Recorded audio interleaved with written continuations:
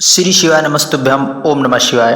परम पूज्य गुरु जी की श्री नवनिधि शिव महापुराण कथा ग्रेटर नोएडा में चल रही है।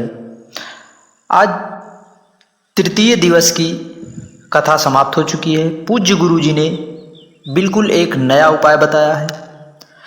यदि आप भगवान भोलेनाथ को एक लोटा जल समर्पित करके भगवान भोलेनाथ के शिवलिंग को आप समर्पित करते हैं, फिर आप शिवलिंग को स्पर्श मात्र कर लेने से भगवान भोलेनाथ कहते हैं कि आपको आपके जीवन में आनंद निधि व खुशियों की निधि प्रदान कर देते हैं।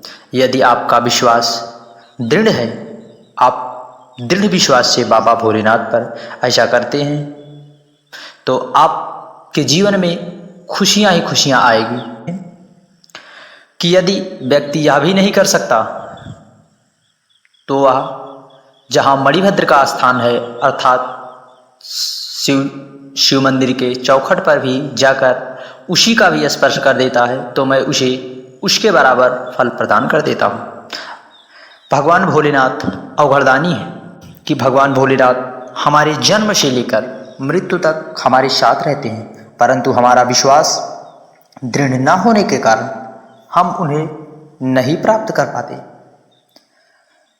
ठीक उसी प्रकार जब कोई चिंगारी तूफान आ जाने पर वह एक बड़े प्रकाश का रूप ले लेती है, ठीक उसी प्रकार यदि हम अपने मन मस्तिष्क में भगवान भोलेनाथ की दृढ़ भक्ति करते हैं, तो हमारे भक्ति की चिंगारी भगवान भोलेनाथ के प्रति वह भक्ति का प्रकाश कर देती है। हमारे जीवन में भक्ति का, श्री शिव महापुराण की भक्ति का प्रकाश जग जाता है और हम भगवान भोलेनाथ की दर्शन को प्राप्त कर शिव तत्व की प्राप्ति कर लेते हैं।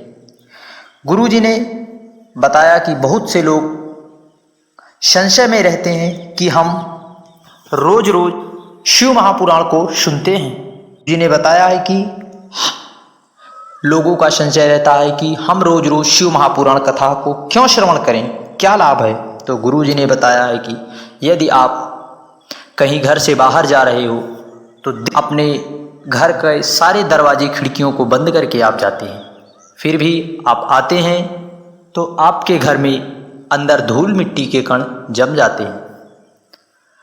फिर आप उसकी सफाई कर देते हैं, पुनः फिर वह दर्शनीय हो जाता है, अर्थात वह देखने योग्य हो जाता है। ठीक उसी प्रकार अमृतमयी ज्ञानमयी श्री नवनिधि शिव महापुराण की कथा भी उसी प्रकार है, जो हम नित्य सुनते हैं तो हमारे मन मस्तिष्क में उत्पन्न होने वाले विकारों को, मोह क्लेश ईर्ष्या दुख कष्ट आदि को रूपी धूल के कण साफ हो जाते हैं, अर्थात हमें हमारे मन मस्तिष्क में आनंद व उल्लास की प्राप्ति होती है तथा ज्ञान भी प्राप्त होता है, भगवान भोलेनाथ की भक्ति भी प्राप्त होती है। इसलिए हमें प्रतिदिन शिव महापुराण का श्रवण करना चाहिए।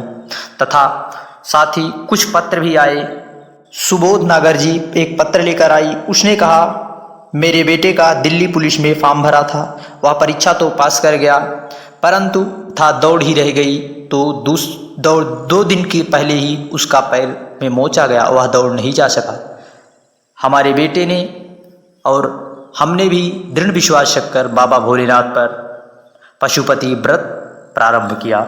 फिर जब वह पशुपति व्रत प्रारंभ किया तो भगवान भोलेनाथ पर दृढ़ विश्वास रखकर किया। कुछ दिन बाद दरोगा का फॉर्म निकला, मेरे बेटे ने उसमें फॉर्म भरा और वह आज भगवान भोलेनाथ की कृपा से सीतापुर में ट्रेनिंग कर रहा है। उसी का आभार व्यक्त करने कथा पंडाल में आए हैं। श्री शिवाय नमस्तुभ्यम। श्री राम किशोर जी पत्र लेकर आए कि मेरी पत्नी के चेस्ट का कैंसर हो गया, फिर पैरालिसिस भी हो गया, ब्रेन में डॉक्टरों ने 2 गांठें बताई और ऑपरेशन करना था, तथा ब्रेन में डॉक्टरों ने गांठ बताई, यह कह दिया कि अब मेरे बस की बात नहीं है। लाने का निर्णय लिया और मैं भगवान भोलेनाथ पर दृढ़ विश्वास कर मैं कुछ दिन पहले सीहोर गया था। वहीं से मुझे एक रुद्राक्ष प्राप्त हुआ था। उसी रुद्राक्ष का जल ले जाकर मैं भगवान भोलेनाथ पर समर्पित करता और एक बेलपत्री उस रुद्राक्ष के जल को लाकर मैं अपनी पत्नी को थोड़ा थोड़ा पिलाने लगा तथा उस बेलपत्री को उसके सर के नीचे रख देता था। बाबा भोलेनाथ की महिमा का क्या बखान करूं।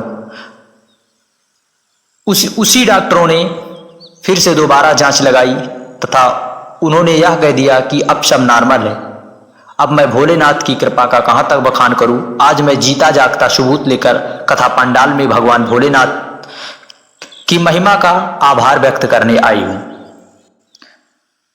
श्री शिवाय नमस्तुभ्यं। कमेंट में हर हर महादेव जरूर लिख दें तथा चैनल को सब्सक्राइब कर दें। ओम नमः शिवाय।